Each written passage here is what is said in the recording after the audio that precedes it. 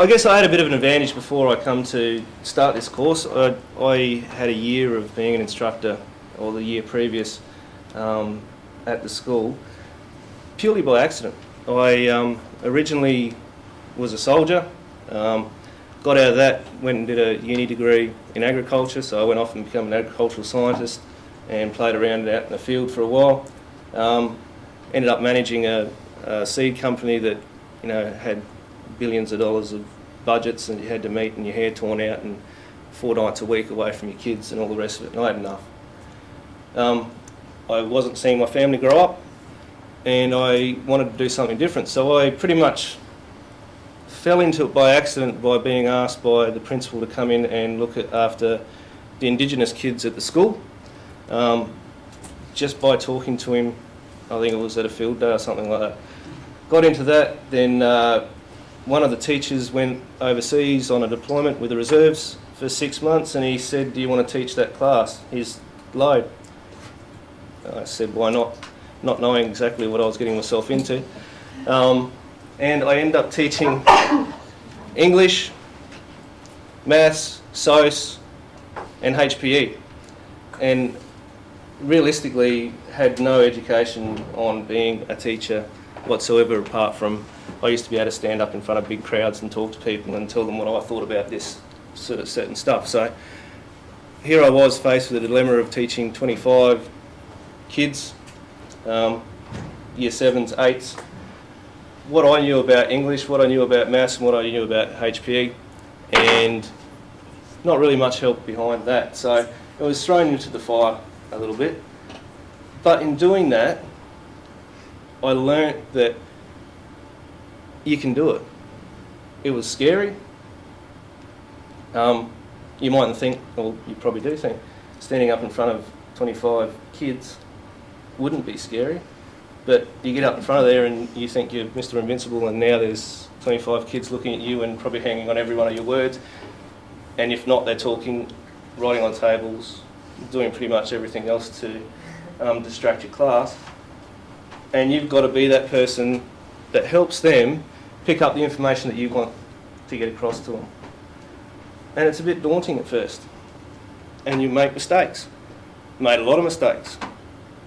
Not big ones, not going to affect their lives and they're going to go home and tear their hair out and everything else, but just the way you go about doing things. When I first started, I started presenting like I would to an adult, giving all this information, throwing it all out there at once and expecting them to take it in and then go and do it.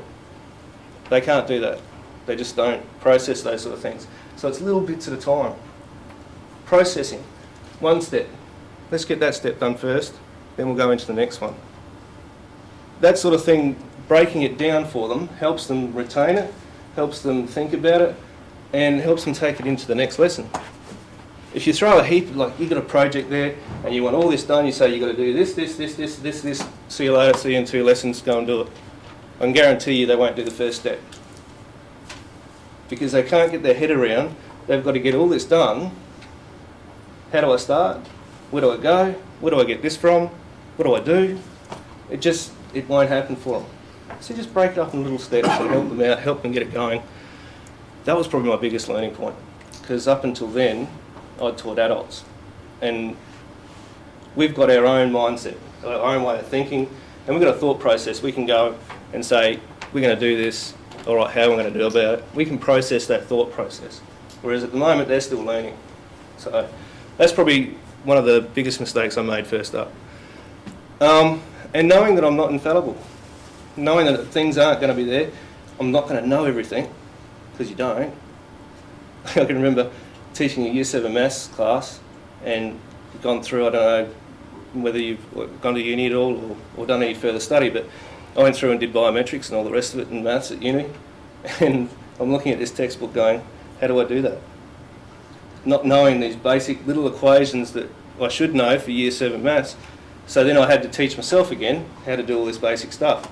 And of course, being out of school for 10, 15 years, things have changed.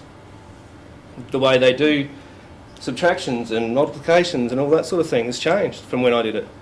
So then you've got to try and learn how they've been taught so that you can put that up there for them as something they know and they've been familiar with from primary school.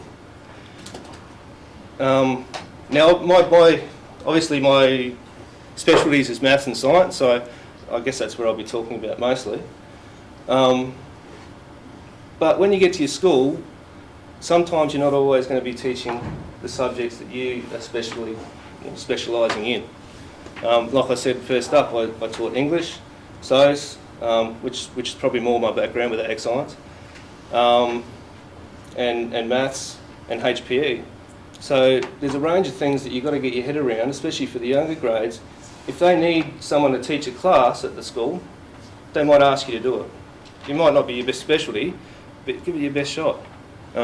If you want to, that is.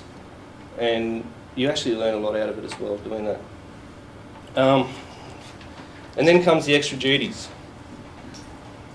I took on a fairly big extra duty, and my advice to anyone that's starting teaching is don't do it.